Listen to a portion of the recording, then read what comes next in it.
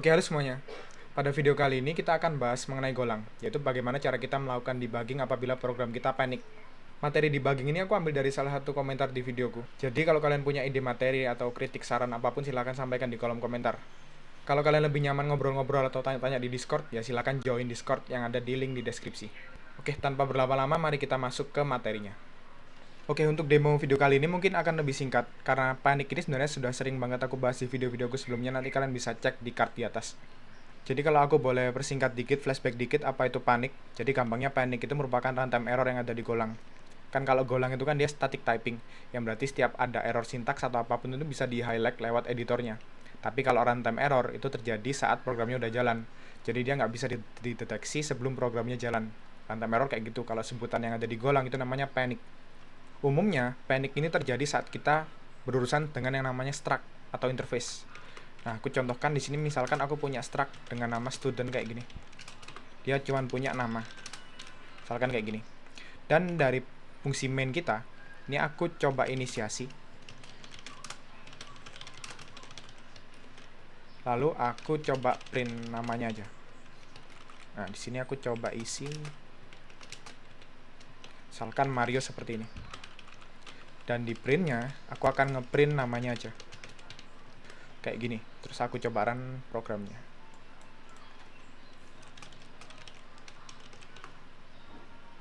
Oke, dia ngeprint Mario.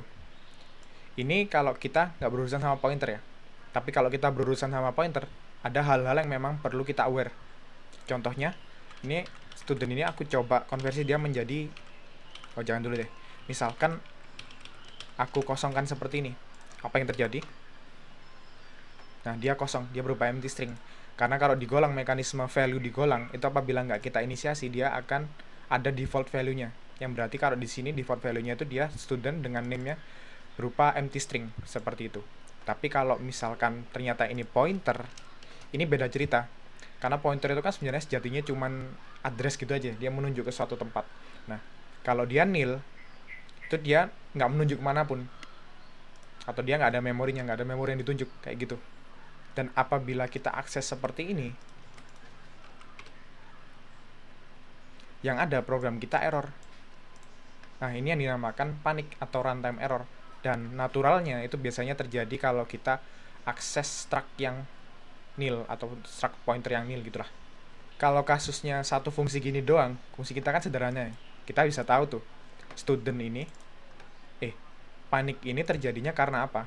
Oh, ternyata karena studentnya ini nilainya nil. Kita belum inisiasi studentnya. Jadi kita bisa solve secara sederhana aja. Kita isi kayak gini kan. Nah, jadi saat kita run, kita perbaiki itu errornya, ya dia sudah solve. Tapi kalau aplikasi production apa aplikasi backend kita, itu kan pasti rumit banget tuh. Fungsinya itu ada banyak, fungsi saling memanggil, terus errornya bertebaran, kita nggak tahu errornya di mana. Sini coba aku simulasikan. Apabila aku punya banyak fungsi. Misal sini function 1 seperti ini. Function 2. Function 3. Dan function 4.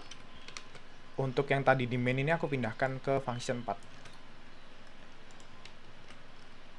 Function 1 akan manggil function 2. Function 2 akan manggil function 3. Function 3 akan manggil function 4.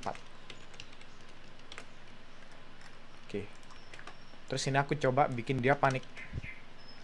Nah, di main ini dia akan manggil function 1. Sini kita akan mensimulasikan panggilan fungsi yang banyak. Nah, dapat kita lihat kalau terjadi error, dan errornya itu di fungsi 4. Bisa kita bayangkan kalau kita ngedebug aplikasi backend kita yang dimana fungsinya itu udah banyak kan. Pasti kalau terjadi error kayak gini, itu kan di terminal kalian atau di konsol kalian atau di apapun itu kan pasti ada kayak gini ya. Nah, kalau panik itu dia pasti akan ada trace-nya kayak gini. Ini namanya kalau nggak salah stack trace. Jadi tiap kali error, itu Golang itu udah nge-provide kita, udah dia naikin kita ini. Nge-provide kita dengan data-data yang kita butuhin untuk ngedebug errornya. Contohnya stack trace ini. Jadi stack trace itu apa sih? Stack trace itu gampangannya cara programnya itu untuk melakukan keep track fungsi apa yang dipanggil. Contohkanlah. Sini kita bisa baca dari sini. Misal di paling bawah ini dia manggil main.go. Berarti awal pasti dia manggil ini. Lalu dilanjutkan oleh panggilan fungsi yang lain. Main. Fungsi yang lain di sini function 1, sorry. Function 1. Yang dimana function 1 ini dia manggil function 2. Nah, function 2 teruskan di sini sampai ke function 3. Dan juga sampai ke function 4. Dimana ini yang terakhir, terjadi errornya itu di sini berarti. Nah, dapat kita lihat bahwa terjadi errornya itu di function 4 loh, di function ini. Nah, kita bisa trace dari sini. Nah, ini sudah disediakan. Nah, kalau kita klik yang ada di sini, line of code-nya ini, kita langsung dibawa langsung ke function yang error. Contohkanlah di sini berarti function errornya, yang dimana kita akses studentnya, padahal student itu berupa data nil.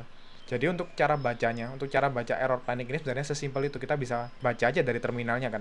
Terminalnya ada stack trace-nya. Stack trace itu merupakan history panggilan fungsinya. Lalu yang pada di paling atas itu merupakan tempat errornya di mana. Kayak gitu. Next mungkin aku akan contohkan kasusnya apabila ada di web server atau di backend.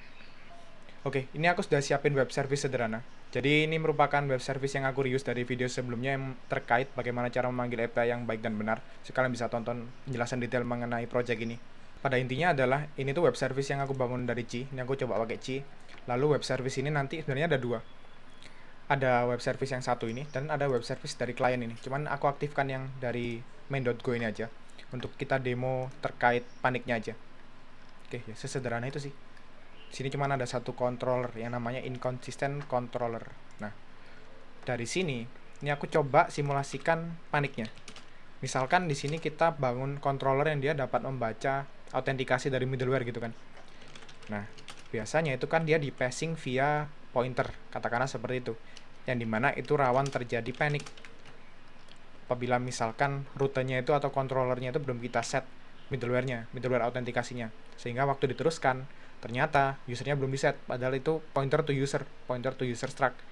Makanya waktu diakses dimanapun pasti bakal error karena belum di set. Nah, di sini aku coba contohkan user kayak gini. Nah, dari sini aku coba akses, coba print gini aja, user.id kayak gini. Kan dia pasti error ya, karena pasti user ini nilainya nil seperti tadi. Oke, aku coba run.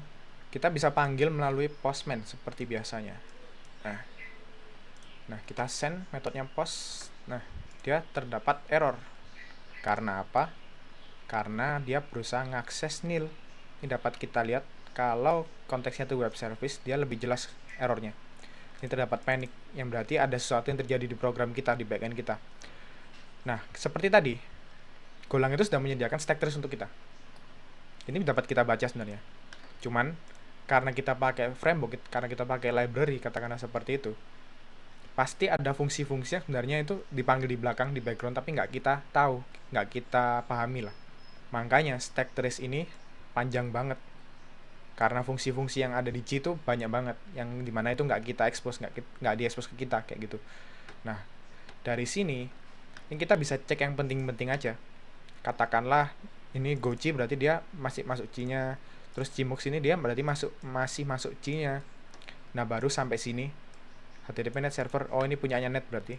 Dapat kita baca sini net HTTP berarti ini built-in HTTP-nya Go.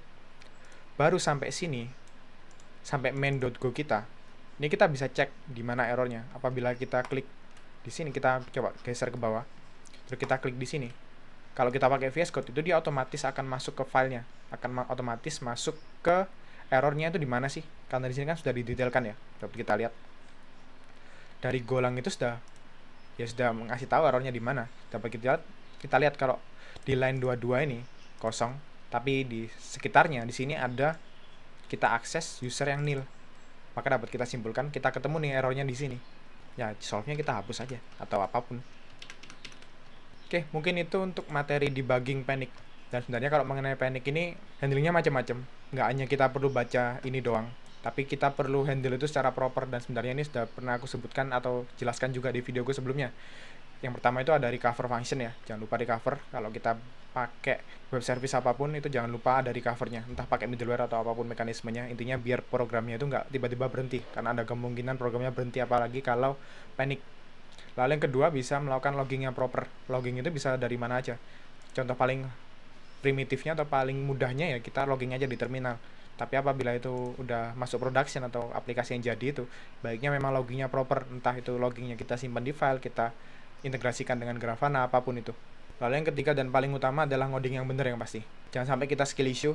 Udah jelas struct-nya itu pointer, masih kita terabas saja, nggak kita cek. Nah, itu perlu tidaknya kita cek apakah dia nil atau enggak kalau kita butuh seperti itu. Oke, mungkin sekian untuk materi singkat kali ini. Semoga membantu kalian yang sedang belajar Golang. Apabila kalian suka dengan video seperti ini dan suka dengan channel ini, silahkan like dan subscribe.